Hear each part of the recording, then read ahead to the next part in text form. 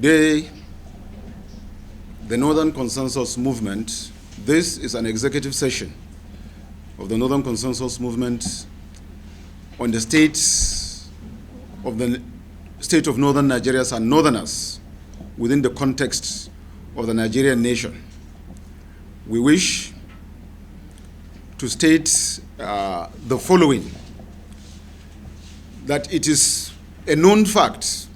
In a short distance, a few days ago, some of our members were seen arrested and humiliated by some state governors in the southern state of Nigeria. It is also a known fact that the continuation of the killings and destruction of properties of northerners in the entire southern parts also continues. You are also aware that not too long ago, in Benue, the governor commissioned or inaugurated community guard or something, community volunteer guards. And the governor has threatened, as a governor, to threaten the peaceful coexistence of a people, threatening to provide them with guns and ammunition, and that threatening to flush a particular tribe. I think that is a dangerous trend, and we are calling on the federal government to, as a matter of urgency, call the governor of Benue State to order. What he is about doing, or what he intends to do, is trying to trigger up violence indirectly. We don't know if that governor is an agent of destruction or is working for certain foreign countries that are instigating him to do what he's doing. But as a patriotic citizen, as a chief executive officer of a state, there are things you ought not to do or what you ought not to alter. We are calling on him to retract his statement. There is nothing wrong in providing security of lives and property of citizens of his states. But while doing that, it is also very wrong to identify a particular tribe or a particular clan to say those are the ones he is after. So we are saying that the governor should retract his statement, and also the federal government to watch closely and monitor the activities of the governor and that of the guard he is saying he has just inaugurated, so that such things will not create unwanted crisis in the north. That already we are having challenges, security challenges. He shouldn't add to our security challenges. We should all be our brother's keeper. We should be able to live and protect ourselves.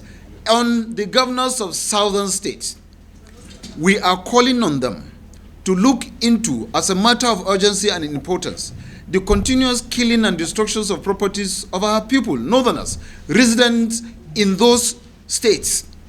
The issue is, we as Nigerians must cohabit and coexist in Nigeria as Nigerians, and we must live as one people with one destiny under God. Nigeria is a blessed country. Just a few days ago, President Muhammadu Buhari mentioned in a gathering that we know what Nigeria went through is sometimes in 1966.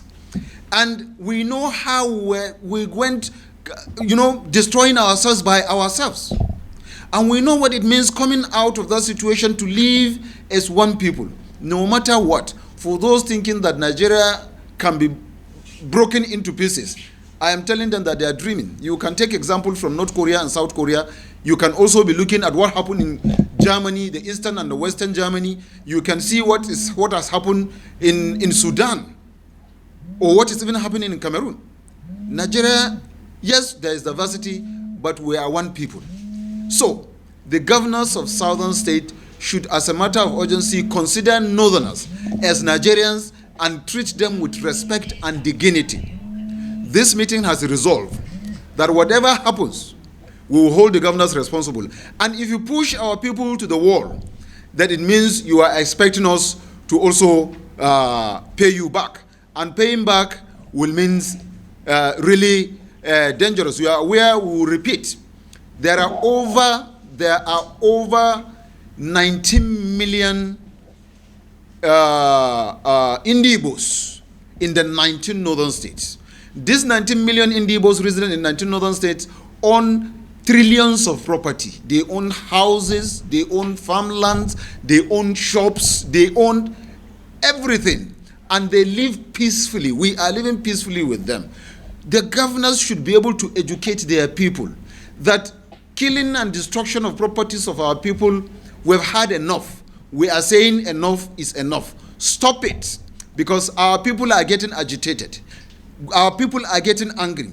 There is a lot of displeasure on what is going on. So you as governors, as chief executives, you should be able to encourage your people to do good, just like our governors are encouraging us not to go into violence. We also call on our governors to go and meet the governors of the the entire southern state, to go into round table and discuss with them, so that this thing will not lead to escalation. Election is on its way. You are looking for power, and you that need power, you are destroying those that has the vote that will give you power. How do you expect them to give you support? We are using this medium to call on the federal government and security agencies to nip the plans that is being cooked by these governors and what they intend to do. While we are talking to our people, calling their attention, trying to calm them down. But calming people down has a limitation.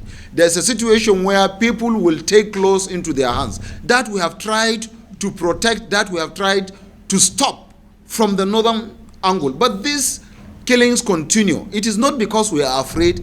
It is not because we don't know what to do. It is not because we cannot do what they are doing. It is simply because we are law-abiding citizens. We believe in Nigeria. We believe in peaceful coexistence of Nigeria. And as leaders, because we for example, today the leadership of Nigeria is under the North, even though the president does not consider himself as a northerner, he's a Nigerian president. But that was why we were coming down, so that it will not look, we will not tarnish the image of North and that of the government. But it seems as if the Southerners are leveraging on this and are continuously destroying and killing our people. Enough is enough. And if this thing continue, then we are going to be given an ultimatum. We will repeat what we did in the past. We will go shortly. If it continues, we will be left with no option than to block food supply to the entire southern state. And that we are determined to make sure that we do. So this should serve as a word of warning to the entire people that see northerners as slaves, see northerners as if they are not Nigerians, see northerners as if they don't have right to live and cohabit in the entire or wherever they needed or tend to live. If we will allow southerners to live in the north and own property, and we are not destroying any of the property, not to talk of taking life, then it is a must for southerners to cohabit with our northern brothers that are resident in the southern part of the country. If they don't do that, they continue humiliating our people, killing and destroying their property, we can guarantee we also have what we are going to do. Because we are law-abiding, we will not go killing anybody, but we will restrict the movement of everything that is foodstuff that is coming from north to the south. This should be taken as a word of warning. If it continues, they will be left with no option than to block and stop the supply of everything foodstuff from the northern part of Nigeria to other part of Nigeria.